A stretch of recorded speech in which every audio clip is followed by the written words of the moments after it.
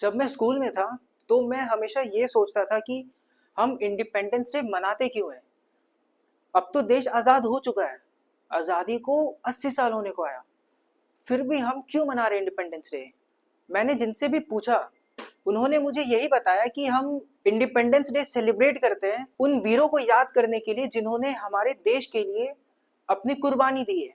आज भी जब मैं अपने दोस्तों से और बाकी लोगों से पूछता हूँ तो वो भी यही बात बोलते हैं, पर यह वजह मुझे बहुत ज्यादा हजम नहीं हुई। आज से 5 साल पहले मेरे स्टूडेंट ने भी मुझसे यही सवाल पूछा कि हम स्वतंत्रता दिवस इंडिपेंडेंस डे मनाते क्यों हैं। अब तो देश आजाद हो चुका है। अब क्योंकि मुझे खुद ये उत्तर हजम नहीं हुई थी तो मैंने ये उत्तर उसको दिया नहीं। मैंने 5 मिनट का ब्रेक लिया, थोड़ा सोचा और फिर मैंने उसको उत्तर दिया। अब मैंने उसे क्या उत्तर दिया है ये हम वीडियो के आगे देखते हैं। अभी मैं 2 लाइनें बोलता हूँ। आजादी से पहले ये देश गुलाम था पर लोग आजाद थे। आज ये देश तो आजाद है पर लोग गुलाम हैं। अब ये मैं क्यों बोल रहा हूँ ये भी हम वीडियो में आगे समझने की कोशिश करते हैं। ये फोटोज है कुछ शहरों की। पहले हम इन फोटोज को देखते हैं। ये जितनी भी फोटोज है ये चाइना के शहरों की फोटोज है। या तो मैं ये बोलूं ये चाइना के डेवलप्ड शहरों की फोटोज है। पर खास बात तो ये है ये जितने भी शहरें हैं ये चाइना की बड़ी शहरें नहीं है। जैसे भारत में बड़ी शहर मतलब दिल्ली, मुंबई, बैंगलोर, ये चाइना की छोटी शहरें हैं जिसको आप भारत के भोपाल, पटना या इंदौर के मुकाबले आप मान सकते हो। तो चाइना में इतने छोटे शहर भी यहाँ के दिल्ली, मुंबई से ज्यादा डेवलप्ड है। तो चाइना इतना आगे गया कैसे, चाइना इतना ज्यादा डेवलप हुआ कैसे, जबकि आज से 200 साल पहले पूरी दुनिया की सबसे बड़ी अर्थव्यवस्था जीडीपी भारत की थी। दुनिया की 25% यानी 1/4 जीडीपी सिर्फ भारत की थी और दूसरे नंबर पे था चाइना 22% के साथ।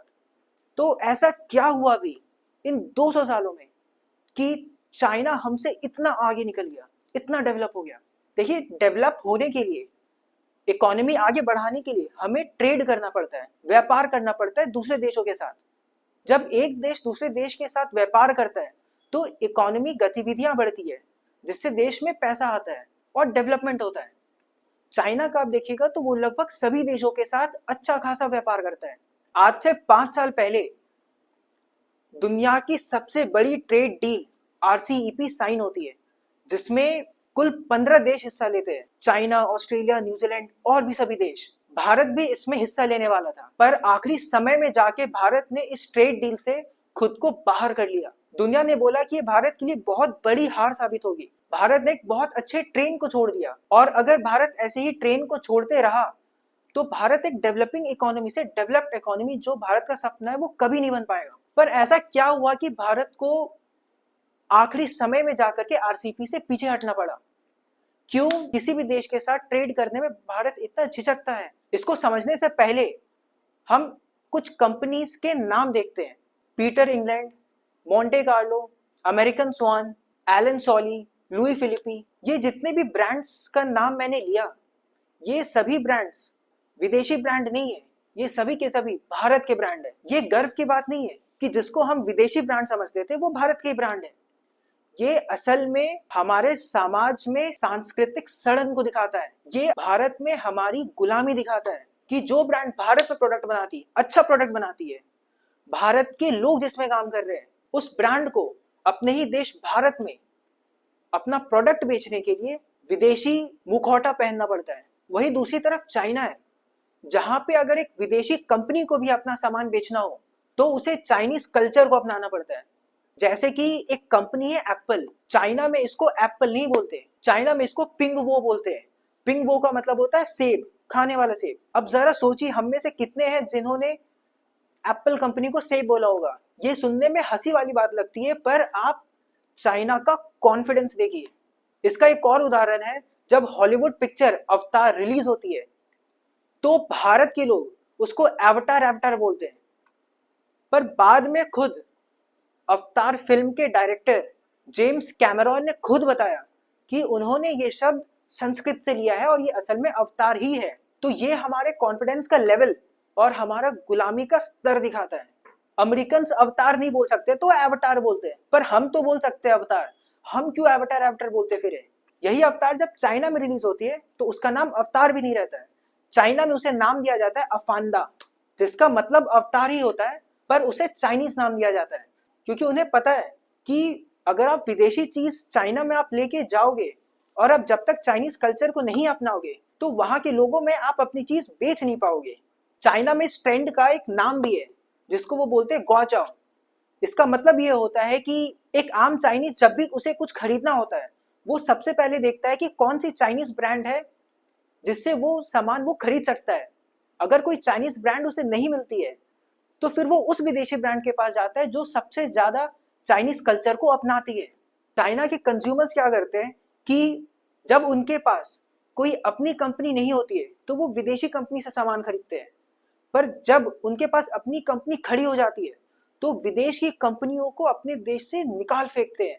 वो उनके सामान का इस तरीके से बहिष्कार करते हैं कि वो कंपनीज फिर चाइना को छोड़ने पे मजबूर हो जाती है और फिर उनकी खुद की कंपनीज पूरे दुनिया भर में फैल करके पूरे दुनिया के मार्केट को अपने अंडर में कर लेती है। चाइना में जब फोन्स नहीं बनते थे तब चाइना विदेशी कंपनी के फोन इस्तेमाल करता था, पर जैसे ही चाइना में खुद की कंपनी बन गई तो उन्होंने अपनी कंपनी को इतना सपोर्ट किया कि उनकी कंपनी पूरे दुनिया में फैल गई। वर्ल्ड वॉर 2 में जब जापान की इकोनॉमी पूरी तरह से बर्बाद हो गई थी तो सिर्फ 20 साल में जापान वापस से खड़ा हुआ और दुनिया की सबसे तेजी से ग्रो करने वाली जीडीपी बन गया, जिसको हम जापानीज इकोनॉमिक मिराकल बोलते हैं, जो 1955 से 1973 तक चला।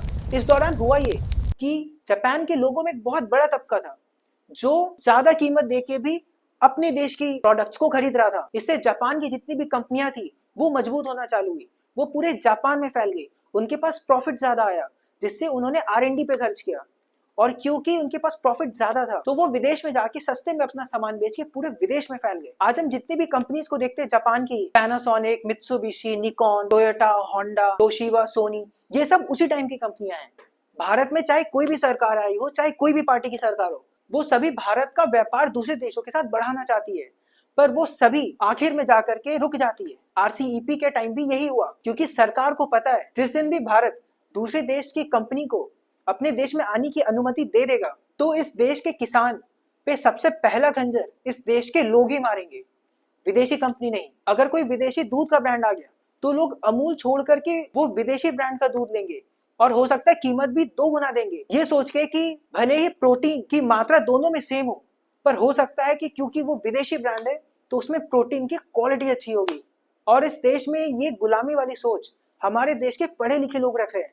देखिए, एजुकेशन और समझदारी ये 2 अलग चीजें होती है। फ्रांस के एक लेखक है अलेक्जेंडर डूमास, वो बोलते हैं कि सिर्फ ज्ञान आपको समझदार नहीं बना सकता है। कुछ लोग होते हैं जो ज्ञानी होते हैं और कुछ लोग होते हैं जो समझदार होते हैं। ज्ञानी होने के लिए जहां आपको सिर्फ आप कितना याद रख सकते हो उसकी जरूरत पड़ती है, पर समझदार होने के लिए आपको फिलोसफी, दर्शन की जरूरत पड़ती है। जिसने एटॉम बॉम्ब बनाया था, ओसामा बिन लादेन, डिक्टेटर्स जैसे स्टालिन, किम जोंग उन, ये सभी लोग एजुकेटेड है, ज्ञानी है, पर समझदार नहीं है। हमारी एजुकेशन सिस्टम को आप ऐसे समझिए कि हम हर 5 साल में 1 लाख IITs निकालते हैं। इसके बावजूद आजादी के 80 साल बाद भी देश अगले APJ अब्दुल कलाम, बाबा साहब अम्बेडकर, स्वामी विवेकानंदा की राह देख रहा है। IITs वैसे काम तो अच्छा कर रहे हैं, देश और दुनिया को आगे बढ़ा रहे हैं, पर कुछ तो कमी रही होगी कि हम इतने साल पहले इस देश से जितने महान व्यक्ति निकलते थे, आज एजुकेशन सिस्टम से हम ऐसे लोगों को नहीं देख पा रहे।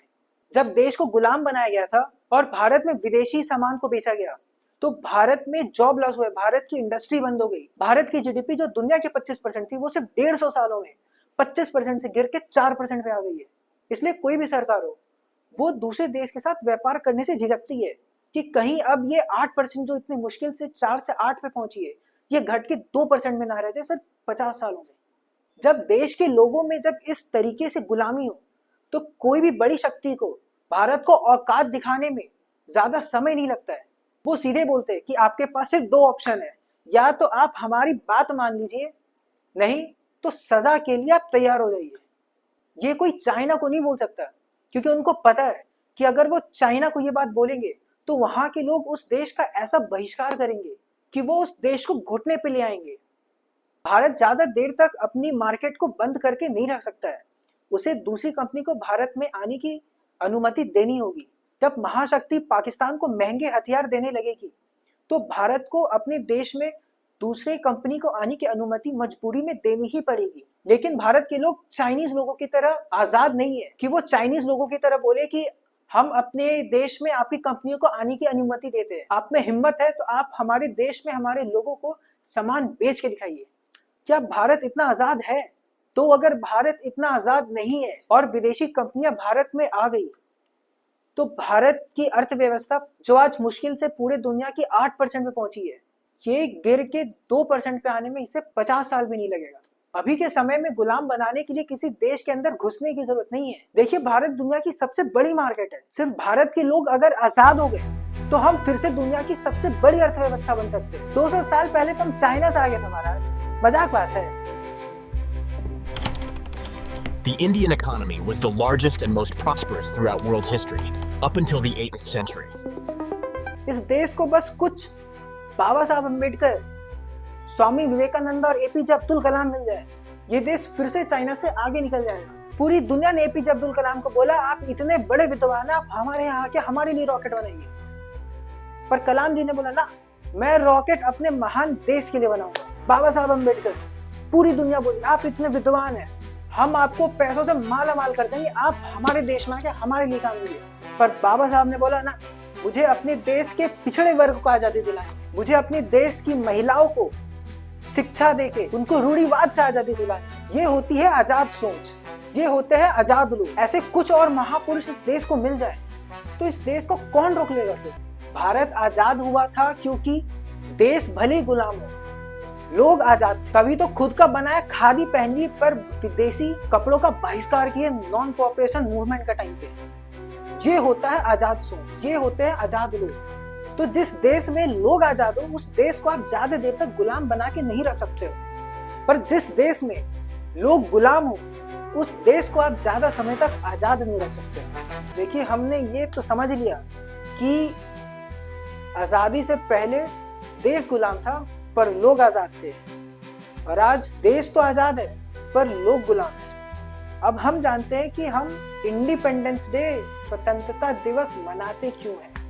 भारत की आजादी में जितने लोगों की जान गई है, जितनी खून बही है, ये पूरे विश्व में किसी भी देश की आजादी में इतने खून नहीं बहे हैं। तो उन्होंने खून इसलिए नहीं बहाया कि हम इंडिपेंडेंस डे के दिन, स्वतंत्रता दिवस के दिन हम उनकी पूजा करेंगे। उन्होंने खून बहाया था इस महान देश की आजादी के लिए। तो हम इंडिपेंडेंस डे मनाते हैं ये याद करने के लिए कि जिस देश को आजाद करने के लिए इतने लोगों का खून गया है, उस देश को आगे भी आजाद रखने की जिम्मेदारी हमारी है। आजादी कोई मुकाम नहीं है जिसको हम हासिल करते हैं। आजादी वो मुकाम है जिसकी रक्षा के लिए हमें हर दिन संघर्ष करना पड़ता है, वरना ये छिन जाएगी। अमेरिकी राष्ट्रपति रोनाल्ड रेगन ने बोला है कि आजादी सिर्फ एक पीढ़ी दूर होती है छिनने से। ये डीएनए या ब्लड ग्रुप की तरह एक पीढ़ी से दूसरी पीढ़ी में नहीं जाती है। इसे हमें बचा के रखना होता है और आगे आने वाली पीढ़ी को सौंपना पड़ता है। तो इस इंडिपेंडेंस डे लोगों को आजादी का असली मतलब समझाने की कोशिश करते हैं। अगर वीडियो थोड़ी भी पसंद आई होगी या कुछ पॉजिटिव लगा होगा तो आप इसको लाइक कीजिए, चैनल को सब्सक्राइब कीजिए और इसको जितना हो सके उतना शेयर कीजिए। जितनी भी पॉजिटिव चीजें होती है, सकारात्मक चीजें, उन्हें हमें शेयर करना चाहिए। हम बहुत बार पॉजिटिव चीजों को शेयर करने की ताकत नहीं पहचानते। ये कदम बहुत छोटा होता है पर समाज में एक बहुत बड़े बदलाव का कारण बनता है। एक कहावत है, journey of 1000 miles begins with a single step. 1000 मील की दूरी एक कदम से शुरू होती है। धन्यवाद। बटुआ की रिमोट कहाँ होगा?